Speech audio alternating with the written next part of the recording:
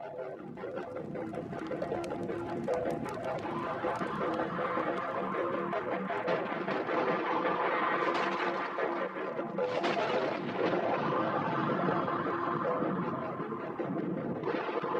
I'm here because I think it ties into the Raise to Colors campaign.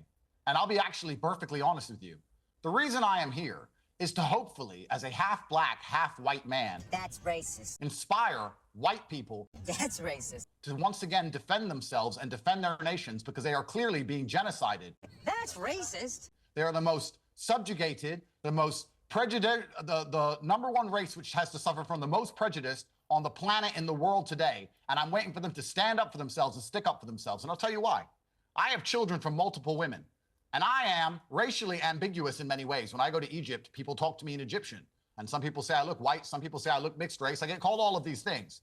But when I have children with a black lady, the children are black, and I have Chinese children, and I have Turkish children, and I have many white children. And I know that my Turkish children have a place they can go where they will not be subject to violence because of their skin color. As the same with my Chinese and black children. There's many places on the earth they're going to be free to grow up when I'm gone. I'm very worried for my white daughters because I don't think they're going to have a country anywhere left on this planet in less than a decade where they're not going to be a victim or a target for potential rape or violent crime purely because of the color of their skin. That's racist. And it is down to white people to finally grow a backbone and stick up for yourselves because you're being genocided. This is from a mixed race man. You are being genocided and you know you are. That's why I'm here.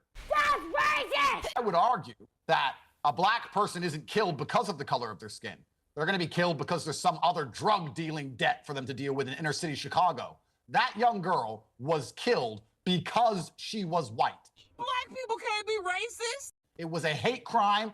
He said, I got that white girl. You're going to pretend that doesn't matter. Everybody who stabs somebody is mentally ill. This mentally ill bullshit, I don't know where this has come from, where someone's a criminal, but they're mentally ill. Every single person who commits murder is mentally ill. Every single person who commits necrophilia is mentally ill. Every single person who believes they can get in and out of a bank with money without getting caught has some kind of mental disorder. They're all mentally ill. I don't care about mentally ill. And here's the final nail in the coffin. Why did he not stab anyone else on the bus? That's racist. Because he was already on a bus with 4 people and he didn't touch them. If he's so mental, if he can't control his mind, why didn't he stab any of those? Is it because everyone else on the bus was black? The first white person he sees, he kills and says, I got that white girl. And you don't believe that's enough proof for a court of law to determine that was a racially motivated attack? Black people can't be racist. This person was radicalized by a leftist media machine, which blames every single thing on white people, which says that white people are the devils, that everything white people have done is wrong, that their entire history is wrong. That's racist! If there's an Islamic terror attack, like the London bombings, and then Abu Hamza, Mr. Hook, Captain Hook, he ends up going to jail for a very long time. He didn't blow anything up, but no, he was talking about how Islamic terror attacks should happen because he believes that people deserve them because of his personal worldview. He was instigating so that some idiot would listen to him with less brains than him and then go and murder. What is the difference between that and what the leftist mainstream media is doing by constantly demonizing white people constantly and endlessly? That's racist. We should also be locking up anybody who is demonizing an entire race, demonizing all of their history, and demonizing them to the point where they cannot get on a bus. They can't get on public transport without worrying about being murdered. And I have a future on this planet where I'm not here. There's a future on this planet where my white daughters exist and I am gone. And they will be victims and targets unless white people start standing up for themselves, standing up for their beliefs, and standing up for their nations. Because you're the only race which is being erased. You're the only one. Nobody is invading and erasing any other race. Only you white people. And you seem to sit there and wonder, oh, maybe it's not too bad. Maybe it's because of this. Maybe it's because of that. It doesn't matter. The world is tribal. You're not going to exist much longer if you don't stick up for yourselves. And you are clearly targets of an orchestrated campaign. There is a campaign which is designed to demoralize and eradicate you. And there are a few idiots who listen to this campaign and act on it savagely in real time on your public transport systems that you pay for. All of the knife crime that's happening in London, all of the blood that's running on the streets, considering you can't even wear a nice watch in that city anymore. Is it white people or black people who are doing the stabbing? That's racist! Black people shouldn't be killing. There is an issue within the black community which is leading them towards violence. We can discuss whether it's genetic, we can discuss whether it's cultural, we can discuss whether it's systemic, we can discuss that. But it is asinine and ignorant to pretend that there is not a culture within the black community which is leading to violence. There clearly is. There clearly is. And that needs to be addressed. I say this as a half black man myself. My father was black. That's racist! Half of my family is black. That's racist! But I'm not blind. White people are losing their countries in real time. White people are less percentage of the population of Earth than they've ever been. The level of psyop, which has been orchestrated upon the white person to give up all of their love of their history, to believe that all of their ancestors' work doesn't count, to believe that their God-given lands aren't theirs, to believe that they have no right to live in harmony or racial cohesion with anyone around them. The level of psyop that's been inflicted upon the white man is absolutely monumental, perhaps the largest psyop in history. That's racist. Women Correct. now understand that without male protection, they're nothing but victims. You are not a girl Correct. boss. There is no such thing. And honestly, I don't think I've ever read a more ludicrously misogynistic, hypocritical load of... What you want to do is subjugate women of all their rights. You are conflating subjugation with protection.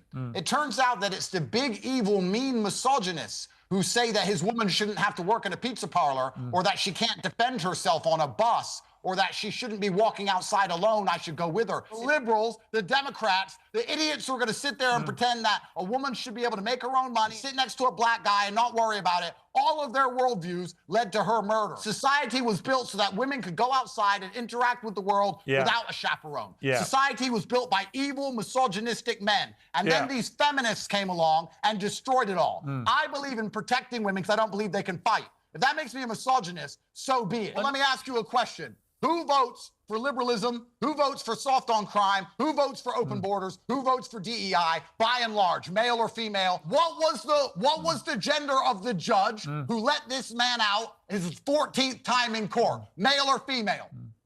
It's sexist.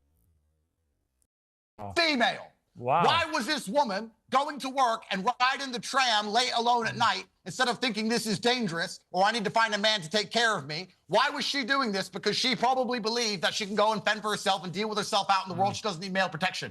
Bad things happen when we ignore reality. I'm not a misogynist and I'm not a racist. I am a realist, sir. I am a realist. White people are being subjugated. It takes a bad guy to be a bad guy. And the big, evil, mean, toxically masculine misogynist, let me tell you something. I'm the only guy on that tram who would have killed that guy before he got off of it. I would have took the knife off him and stabbed him in his neck. Only me. No one else did. That society was built to protect women. It's sexist. And when you protect something, you must restrict something. We have taken that restriction, we've taken that protective instinct, conflated it into subjugation. The society we live in now, women are permanent prey every single time they leave the house because of all of these liberal, femme-minded, and why do you garbage, think girl feels, girl boss, and why Netflix, do you think bullshit. Well, I understand that there's weaponized virtue. What I'm trying to say to you is that protection comes with a degree of restriction.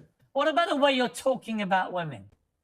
How am I talking about them? That women voting and women not listening to men or letting men protect them, or female judges put us in this position. That is true. I believe a woman has a different set of skills than a man. And I believe that when it comes to the protection of society, and society is primarily the protection of women and children. It's sexist. That is the duty of men.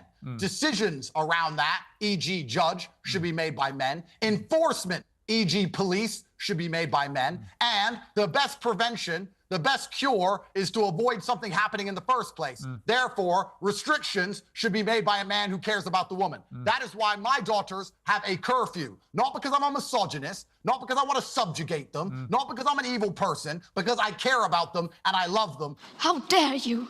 And I protect them by keeping them away from possible scenarios. By keeping them at home. Yes, if I want my daughter to be safe, I want my daughters, very much like the other women in my life, to be as happy as possible, to feel protected. How dare you? and I want them to focus on the number one thing they're good at. What's I that? really pray that my daughters have children with a man they love ASAP and focus on motherhood. I think that's the best thing for my bloodline. I think it's the best thing for their happiness. I think it's the best thing for society. Because, you know, this conversation could go on for 6 hours. There's many things you don't know. But the only reason these savages are in our country in the first place is because in the Western world, the native people have stopped reproducing. And that is a conversation which is 3 hours long about all the reasons why. Okay, so hot coffee. Hot coffee. Okay, room for cream. Totally leave room for cream. Why are you talking like that? Why are you talking like that? Because this is my voice? This is my voice. No, it's not. I heard you talking a minute ago. I know you don't talk like that. Neither do you, because nobody actually talks like this. You choose to talk like this, and today I chose to talk like this. Pretty fucking annoying, isn't it? White people don't have babies anymore. GDP is all made up. The Ponzi scheme, which is pensions, is about to collapse. We now have to import a whole bunch of psychopathic third worlders, and people are going to get stabbed and die for it. So what I will do, because I will do my very best to try and contribute to society by every metric, is encourage my daughters to find a man they love and have as many children as they possibly can. It's sexist. The majority of women who ran away from Ukraine ended up in Dubai as a sugar baby to a millionaire. That's racist! This poor girl tried to do the right thing. She's the only one who wasn't chasing money. She wasn't the only one being a sugar baby. She wasn't the only one selling herself. She went to a terrible part of America, North Carolina. I don't know why she's there of all cities. And she's working in a pizza parlor, making minimum wage, probably trying to retain her dignity and respect instead of selling out to some rich guy. And she gets stabbed in the neck. We are forcing women into basic prostitution now because they can't have a job. Why do all these women do OnlyFans? They can't go out and have a job. Why do all these women share rich men? They can't go out and have a job. Why do all these women move to Dubai? They can't go out and have a job. If you're a pretty girl in Memphis, Tennessee, you can't work at a pizza parlor. You can't go outside. You can't walk down the street. You can't get a taxi. Women cannot work jobs anymore. This is why nightlife has died. Women don't go out anymore. You know why London has absolutely no nightlife? The streets are running with blood. You are a terrible misogynist. Bring up an electoral map of men only voting in America. Let's look if men are voting for these soft on crime, open border policies of the Democrats, or if men are voting Republican. Prove me wrong. That's racist! Women have more important rights than being psyoped by the media into caring about abortion, watching too much Sex in the City, and voting in a whole bunch of psychopaths who stab fellow women on the bus. Right. The beauty of this interview is that you've revealed the truth. Jason Campbell found himself seemingly unfazed by all the rumors and speculation. He handled himself with class and respect through it all. There was Campbell, still standing.